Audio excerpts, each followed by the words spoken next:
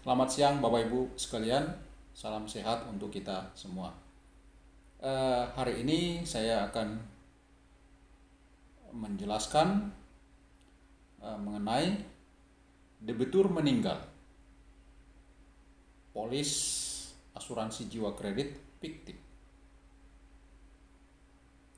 Siapa yang menanggung sisa kredit? Ya, itu yang akan kita bahas. Bapak Ibu sekalian pasti pernah ya, pernah mengajukan kredit ke bank ya, pasti.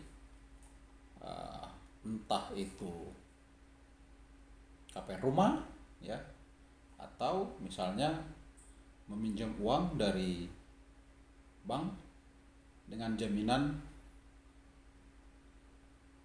sertifikat tanah atau dengan bangunan rumah ya, itu biasanya dijaminkan. Tujuan jaminan itu adalah uh, agar ada suatu apa ya kita bilang ya, suatu kepastian bagi kreditur bahwa si debitur ini akan mengembalikan pinjaman dia, karena dengan adanya jaminan itu kan setiap debitur itu tidak menginginkan rumah yang dijaminkan tersita begitu saja. Nah, konsepnya adalah dengan ada jaminan itu, maka pihak perbankan uh, merasa akan aman, debitur itu akan mengembalikan kreditnya. Nah, sebelum mengucurkan kredit itu, biasanya ada persyaratan-persyaratan yang harus dipenuhi oleh calon debitur. Uh, Salah satu syaratnya adalah ketika memang kredit itu memiliki jaminan seperti sertifikat rumah dan tanah ya. Di samping itu juga perbankan meminta kepada nasabahnya agar adanya asuransi jiwa kredit. Itu adalah salah satu syarat pencairan fasilitas kredit. Jadi debiturnya itu harus membuka asuransi jiwa kredit. Biasanya asuransi yang memilih itu adalah perbankan ya, banknya ya. Jadi kita tidak boleh memilih, oh saya ingin perusahaan asuransi A ya. Biasanya bank itu sudah bekerja sama dengan perusahaan asuransinya, sudah ada MOU-nya. Ketika Bapak Ibu sekalian meminjam ke bank A, maka perusahaan asuransinya adalah C misalnya gitu. Jadi sudah ada kerjasamanya. Nah, itu harus Bapak Ibu sekalian harus penuhi itu sebagai syarat pencairan dananya. Di awal itu preminya sudah dipotong untuk asuransi jiwanya ya. Namun yang perlu Anda perhatikan Bapak Ibu sekalian, ketika Anda mau membuat asuransi jiwa kredit ya, agar nanti klaimnya tidak dipersoalkan di kemudian hari, rekam medis yang pernah Anda alami itu beritahukan pada saat penandatanganan polis ya. Anda beritahukan itu. Nah, seperti yang saya bilang, syarat pencairan dananya itu kan biasanya harus ada asuransi jiwanya, terus preminya sudah dipotong, itu kan sudah persyaratannya sudah oke semua. Artinya duit dicairkan kepada kalian, preminya dipotong dari situ juga ya di awal, berarti perjanjian kreditnya sudah terjadi, dana sudah dikucurkan.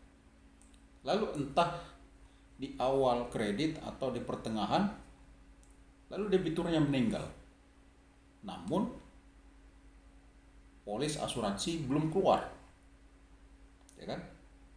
Ada problem di situ. Tujuan utama daripada asuransi kredit itu, asuransi jiwa kredit itu adalah ketika debitur meninggal dunia, maka sisa kreditnya itu akan menjadi tanggung jawab asuransi, ya, asuransi jiwa yang sudah bekerja sama dengan bank. Namun persoalannya itu belum adanya polis, belum terbitnya polis. Apakah memang ini kesalahan di banknya atau memang antara bank sama perusahaan asuransinya sudah merasa cocok, sudah lama bekerja sama sehingga saling percaya saja, sehingga karena saling kepercayaan itu bank lupa, ya, lupa memberitahukan kepada perusahaan asuransinya bahwa debitur si A ini sudah meminjam kepada kita, preminya sudah dipotong, lalu dia lupa menyetornya kepada perusahaan asuransinya. Akhirnya yang menjadi korban adalah nasabah, ya. Nasabah dalam hal ini adalah ahli warisnya, ya. Pertanyaannya sekarang, kalau dengan kondisi seperti ini, siapa yang bertanggung jawab sisa kredit yang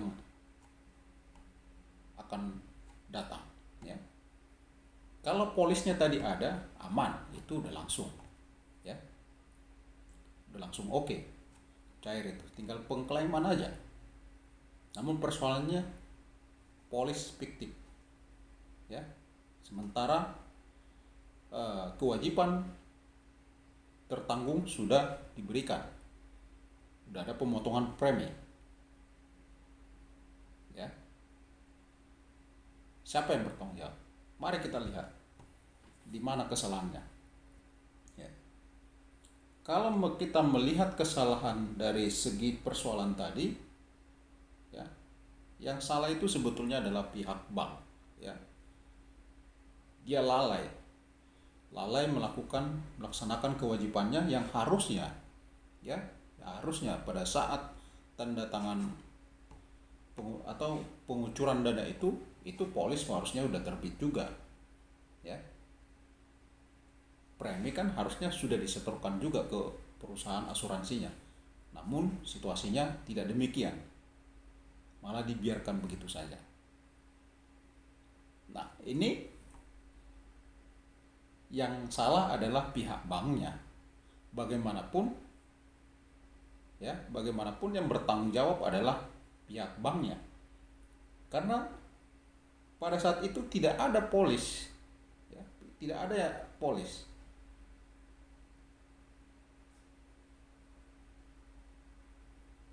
Tidak bisa kita menyalahkan perusahaan asuransi, ya, karena memang bagaimanapun, ya, bank tidak ada laporan mengenai nasabah ini kepada kami. Kan dia bisa mengelak juga. Atas nasabah ini tidak ada terdaftar sebagai nasabah perusahaan asuransi. Itu sudah jelas, ya. Banklah yang bertanggung jawab atas kesalahan itu. Terlepas siapa yang akan membayar sisa kredit itu enggak ada urusan sama kita, ya. Mau dia bekerja sama untuk pembayaran sisa kredit, ya itu urusan mereka. Yang pasti Anda sebagai ahli waris push itu perusahaan banknya bahwa dialah yang salah di dalam persoalan ini. Baik, sebagai ahli waris, apa yang Anda harus lakukan dengan situasi seperti ini? Menurut hemat kita, yang pertama sekali Anda lakukan adalah Anda bikin pernyataan waris. Itu nanti biasanya dari desa, terus atau kelurahan, terus disahkan oleh kecamatan, ya.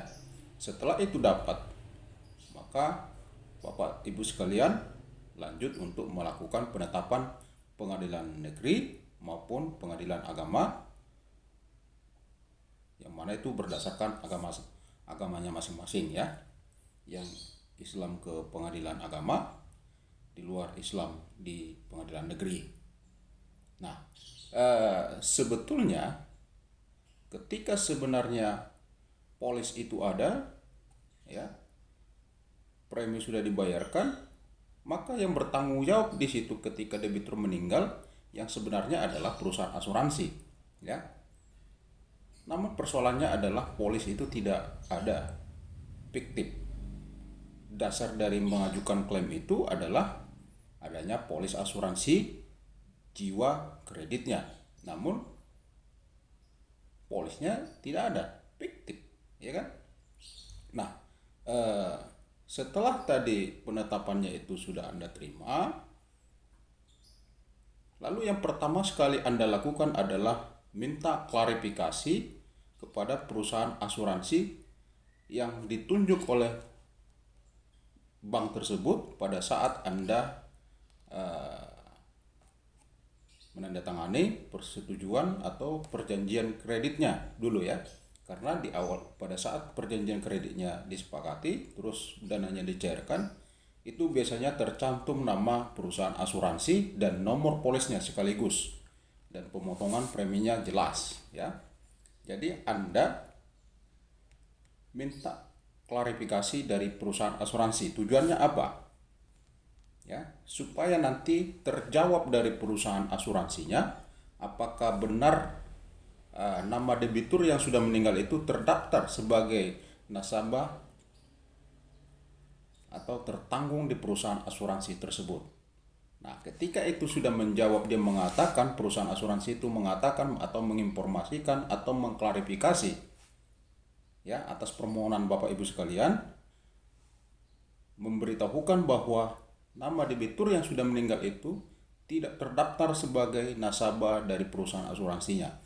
Artinya dengan ada keterangan tersebut maka telah terbukti, telah ada informasi bahwa polis asuransi yang disebutkan pada saat awal pencairan kredit yang diterima almarhum atau debitur yang sudah meninggal itu benar-benar fiktif ya.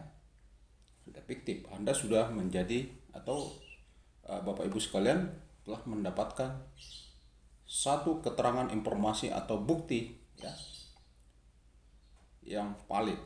Nah, usahakan itu jawaban klarifikasinya itu tertulis dari pihak perusahaan asuransinya ya, atau direkam saja pembicaraan pada saat terjadinya klarifikasi antara Bapak Ibu sekalian dengan perusahaan asuransinya ya. Setelah itu ya, setelah Anda dari perusahaan asuransi kemudian lanjutkan meminta untuk mediasi dengan pihak bank yang bersangkutan untuk menyelesaikan masalah yang Anda hadapi ya. Setelah Anda mendapatkan bukti-bukti dari perusahaan asuransinya yang menginformasikan bahwa memang debitur yang meninggal tidak terdaftar sebagai nasabah perusahaan asuransi ya. Tapi jangan dibuka dulu pada saat mediasi ya.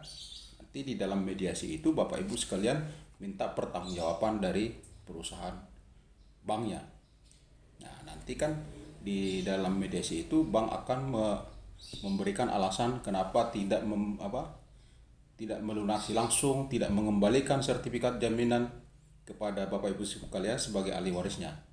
Nah, ingat pada saat melakukan mediasi, putusan penetapan pengadilan itu fotokopinya kalian bawa pada saat melakukan mediasi dengan bank.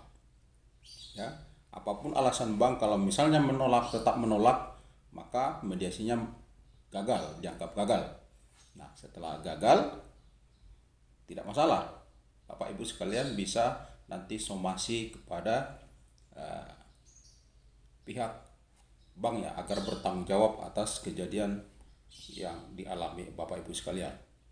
Somasi pertama sampai somasi kedua ya, minimal 2 kali untuk menyatakan bahwa mereka telah melakukan perbuatan yang dilakukan ini dapat dikategorikan sebagai perbuatan melawan hukum yang diatur di dalam BW pasal 1365 ya.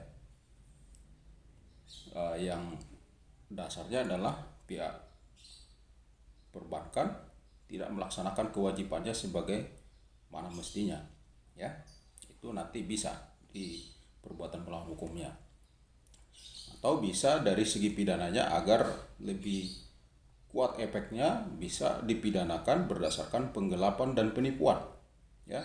Situ ada penggelapan dan penipuannya ya. Penggelapannya adalah debitur yang sudah meninggal sudah menyetorkan premi asuransi, namun perusahaan bank tidak menyetorkan kepada perusahaan asuransi yang sudah disebutkan di dalam perjanjian kreditnya. Nah, itu kan penggelapan. Nah, bisa juga nanti penipuannya, itu biasanya berbarengan. Ya, jadi di situ nanti tindakan atau objek daripada somasi Anda, ya. Selanjutnya, kalaupun tetap ngotot, maka ini kan mau tidak mau harus melalui jalur hukum.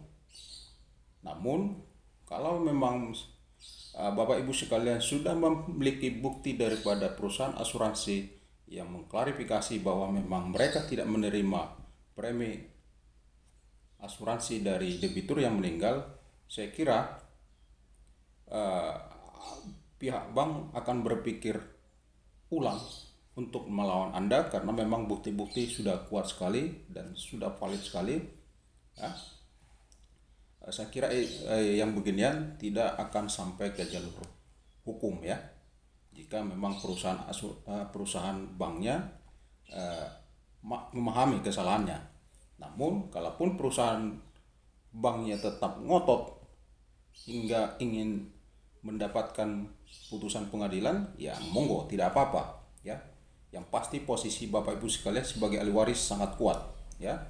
Yang salah di sini adalah pihak bank. Tadi sudah saya bilang, apabila perusahaan banknya tidak lalai, maka sebetulnya yang mengcover ini adalah perusahaan asuransinya. Namun persoalannya tidak adanya polis tersebut, maka terkendalalah semua, maka sisa utang kreditur tidak dapat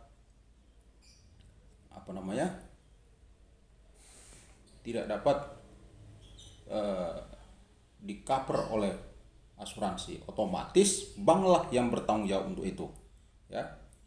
Nanti siapa yang menjadi tergugat di dalam gugatan Anda? Ya, pertama tergugatnya adalah banknya, terus perusahaan asuransinya bikin saja sebagai turut tergugat, ya, turut tergugat. Nah, nanti biarkan hakim yang menilai semua dalil-dalil Anda dikuatkan dengan bukti-bukti yang ada, termasuk dari hasil klarifikasi dari perusahaan asuransi. Saya kira peluang Anda terbuka lebar untuk memenangkan perkara tersebut. Jadi kesimpulannya yang dapat saya sampaikan kepada Bapak Ibu sekalian adalah bahwa ketika pihak bank yang sudah menunjuk perusahaan asuransi jiwa kredit, ya, terus sudah menyebutkan di dalam perjanjian kreditnya nomor polisnya berapa, preminya sudah dipotong di awal, dan mereka tidak menyerahkan itu kepada perusahaan asuransi yang telah bekerja sama dengan mereka, maka berdasarkan itu yang bertanggung jawab terhadap sisa kredit dari debitur yang sudah meninggal adalah menjadi tanggung jawab bank itu sendiri, bukan lagi perusahaan asuransinya, karena memang ada kelalaian pihak banknya. Jadi demikian yang dapat saya sampaikan. Semoga apa yang saya jelaskan ini bermanfaat bagi Bapak Ibu sekalian. Silakan subscribe, like, dan share agar bermanfaat bagi semua orang. Terima kasih dan sampai bertemu di video-video selanjutnya.